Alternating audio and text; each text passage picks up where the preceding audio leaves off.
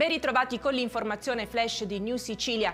La cronaca, colpo in un'abitazione in corso Brancatello a Palma di Montechiaro in provincia di Agrigento. I ladri, approfittando dell'assenza del proprietario di casa, sono riusciti a forzare l'ingresso ed entrare in casa.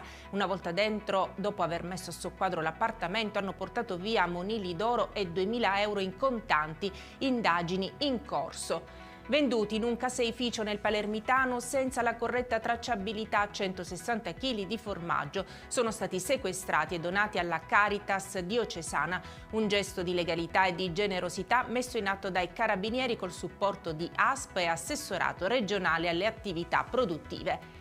Oltre 1,5 milioni di fuochi pirotecnici, oltre 4 tonnellate sono stati sequestrati dalle Fiamme Gialle di Palermo. I finanzieri hanno inoltre segnalato alla procura 5 persone per commercio illegale di materiale esplodente, ricettazione ma anche per violazione della normativa antincendio e alla normativa sulla sicurezza sui luoghi di lavoro. Si raccomanda di comprare soltanto prodotti sicuri e nei punti vendita autorizzati.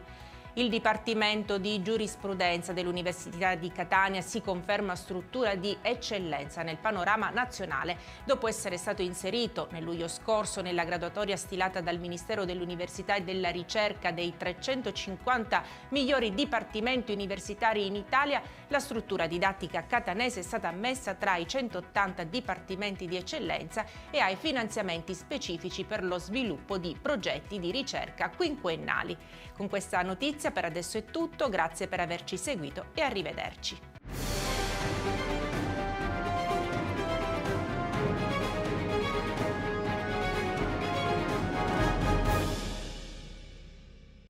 Natale ad Acireale. Dall'8 dicembre all'8 gennaio, nel centro storico, mercatini, circuito dei presepi d'arte, la casa di Babbo Natale, la pista di pattinaggio su ghiaccio, concerti musicali nelle chiese, laboratori, il trenino turistico natalizio, oltre a tante iniziative di solidarietà. Il 24 dicembre alle ore 20, Uzzukku, tradizionale accensione. L'amministrazione comunale augura buone feste.